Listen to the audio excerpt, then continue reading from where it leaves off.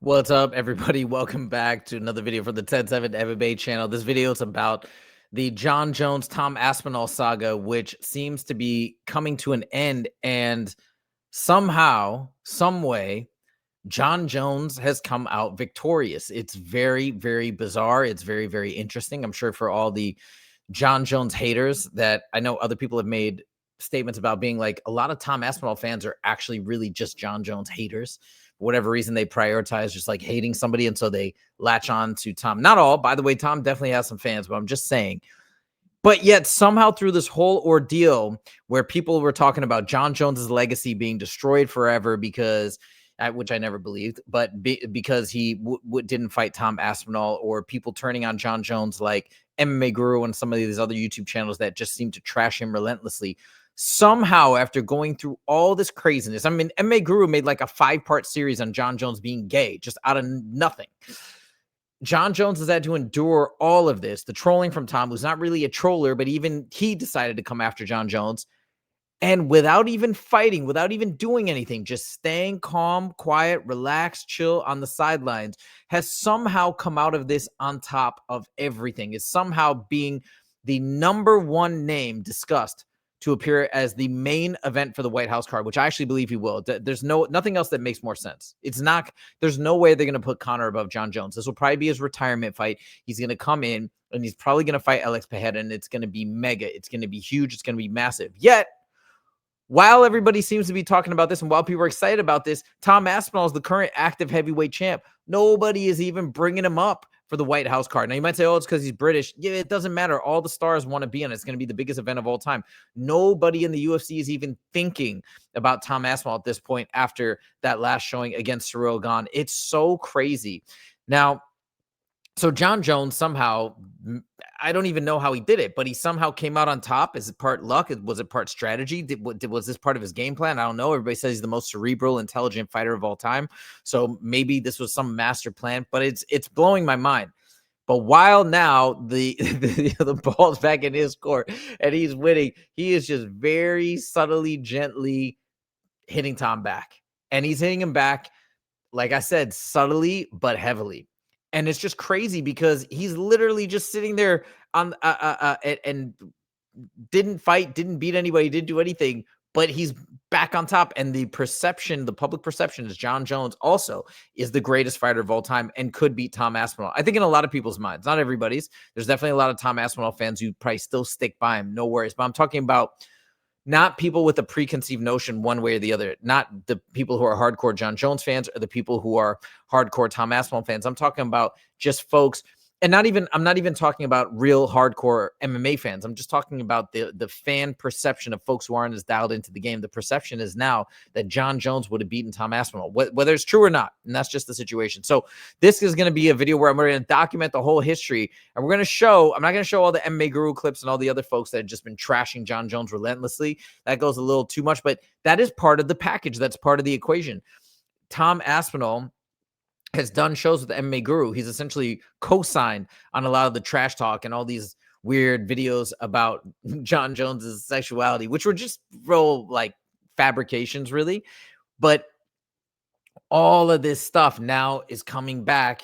Even the stuff that Tom Aspinall didn't say is coming back to bite him, because Jon Jones, he's not going hard, but he's going tactical with his responses and returns. Is very, very interesting. So let's first start. If you remember, this is a clip when Jon Jones was supposed to fight Tom Aspinall, and then this is around the time when he retired, and then you're like, where's Jon Jones? And he was in Thailand doing some show, some MMA show. Apparently got paid like really handsomely to do it, but he was in Thailand riding around on mopeds with this guy, and this got a lot of attention. And then this is Tom Aspinall's troll of that. It's a cool little video, juxtaposes the two. Check it out. Great, get off. Sorry, it's a Jones thing, Tom.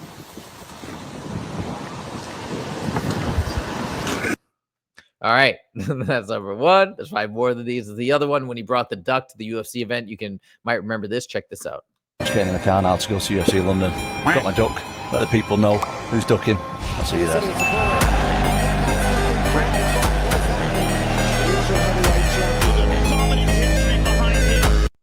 All right. So there's him calling him a duck. As we know, Jon Jones eventually changed his Twitter image to a duck to play into the joke, I suppose. And then there's this one. I don't know if you guys remember this. This is kind of a long sketch ending with the duck as well. Check it out.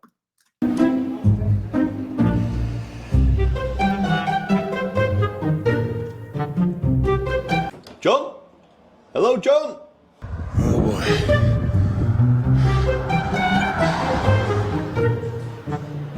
John! John! It was at this moment that he knew. Sorry, mate. I thought it was someone else. Sorry.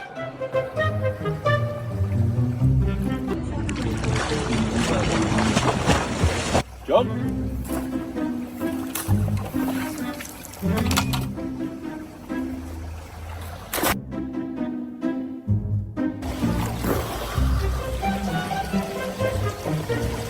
There he is. We've got him. John! John! So there's that troll video. Now, I never really got on board with the whole ducking thing. I felt as though the narrative was getting spun out of control and largely driven by a lot of, or particular few angry YouTubers that just hate Jon Jones and wanted to come after him. So I thought about it in terms of, imagine if Khabib or something did this to GSP and was calling GSP a duck. Like, it's disrespecting all of the things that these super champions, these people that are on the mounts, what's it called? The Mount Rushmore, as they say. Sorry, I couldn't think of it for a second, but it's like the Mount Rushmore of MMA, and to treat them this way or talk about them this way when you're fresh onto the scene. And Jon Jones has been doing it for so long. It never really connected with me. It never really resonated with me. Now, in Tom Aspinall's defense, it was pretty lighthearted, but I think Jon Jones did get pretty annoyed. You can't put all that on Tom, but that's because all the fans started coming at him mercilessly. All these YouTubers started making videos about him, as I mentioned before. So I'm sure it pissed Jon Jones off, especially for being such a legend in the sport. So now we get to Jon Jones somehow being in this perfect position. Everything somehow worked out. Like, you could argue that the better choice would have been to go in there and fight him, because he probably would have. I always thought he would have beaten Tom Aspinall anyways. I think more people believe that now. So you could say the best choice would have been to fight him, get the 30 mil, and then maybe do the White House card. Okay, possibly. But somehow, without taking that fight, everybody getting mad at him stepping away, him getting somewhat ridiculed in the media, now he's somehow in a position to get the biggest fight positioning of all time on the biggest stage of all time. He might probably, I think if he does fight Alex Pereira, I think it's going to be a cool fight, but I think I favor Jon Jones. So somehow he's going to walk away into the sunset after doing the biggest fight of all time in front of the whole. I mean, it's so crazy how this game, it's the craziest game on the planet.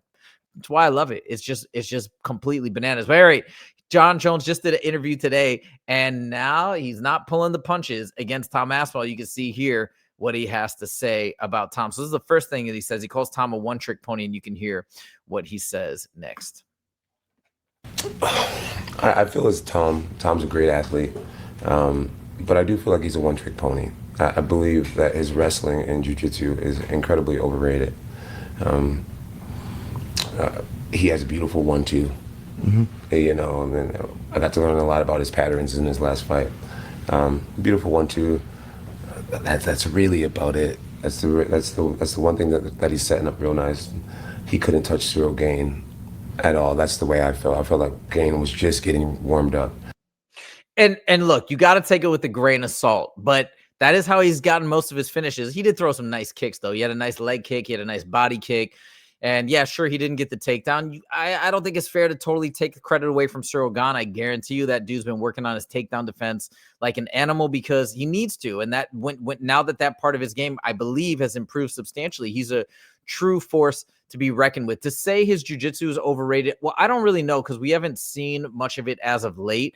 But I know he grew up training jiu-jitsu under his dad. I think that's his first martial arts. So I don't know how or why you could say it's underrated. Now, it could actually be true. Jon Jones is the master. He's the expert, okay? So if he truly thinks he's overrated in terms of jiu-jitsu, he's probably right. But you have to calibrate for him wanting to throw a bit of shade at Tom Aspinall. You know, it may be a little bit of hyperbole there. So take it with a grain of salt. But anyways, that's his first little jab. Now, here's the second one. This is the big one.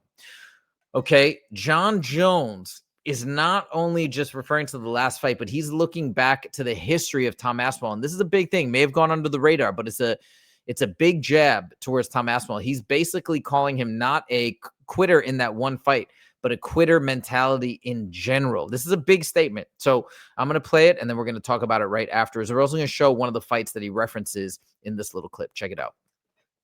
That jab too was money. So He busted him open. He was so comfortable. I think Tom was looking for a way out, and he took it. He needs to change his game plan. Man, Tom, when Tom gets hurt, it's like he's like immediately incapacitated. Immediately. He shut down.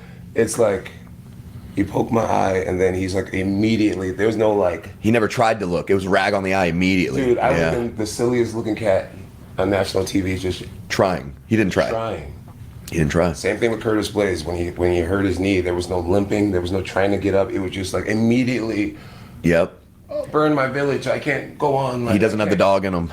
Yeah, that kill or be killed. Immediately quits. Yeah. When he got tapped out with an ankle lock, there was no trying to fight his hands. There were no trying to. He immediately quit. You see the pattern of it. Immediately. Yeah. And I noticed the profile pic change, and then you had some on your horse too, similar. Yeah. What's with that? I'm just having fun. You having fun with the eye patches? I'm having fun with it. Yeah. Okay. It's like, he had at it with me. He had a long time coming at me. So it's to keep the fans engaged. Of course. It's just to keep things. All right. So there it is. Now we're going to break down all of this next. And look, when it comes to the eye poke stuff, we've been calling it eye poke gate. It's like a crazy story that continues to grow and grow. And I would say what Jon Jones is saying is probably a bit exaggerated if it were not for all the other accounts from Aljo, from TJ Dillashaw, from Chael Sonnen, from Anthony Smith. The list goes on. I mean, Yuri, the list goes on. Even Bisping was a little bit like, only Tom knows. I don't really know what happened. And, you shouldn't say I can't see and all these things. Like, everybody's saying the same thing. So when Jon Jones is talking about him immediately, like, it's a multitude of things of him immediately saying I can't see from the jump, immediately covering his eyes up, and there must be some truth to what he's saying, that he didn't even try to get the eyesight back. So I think there's some truth in what Jon and all these other fighters are saying. Now let's dig deeper into the picture that he's painting. I'm not going to show the fight against Curtis Blaze. It's a UFC fight. And I'll probably we'll have to take that out or we'll get demonetized. So I can't show that one. But I did rewatch it before I made this video. I don't think it's fair to say that he gave up there. That looked like an atrocious injury. So I don't buy that he could have walked it off. It looked bad. And then he had like a year off. So I think that was a pretty serious injury. But the last one that he talks about is that tap. And I am going to show it right here. This is the tap that he's talking about. This is before he got into the UFC. Check this out.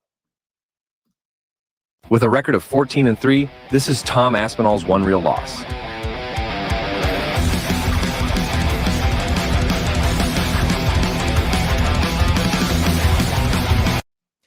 I mean, he's right. He didn't fight the hands. He didn't try and do anything to move down. Now, I don't know what the right technique is right there. I'd have to ask Justin to know for sure. But the way Jon Jones describes it is kind of legit. And the craziest part about all of this is prior to the fight, months before the fight, Jon Jones referenced this fight and said that told him a lot about Tom Aspinall. And I guess this is the completion of that thought, is the aftermath of this entire eye poke gate and what Jon Jones has to say here. Now he's tying those three losses together. I think it's really only fair to connect two of them, not three. I think that knee injury looked pretty bad. But anyways, that's it from top to bottom. That's the saga up to this point.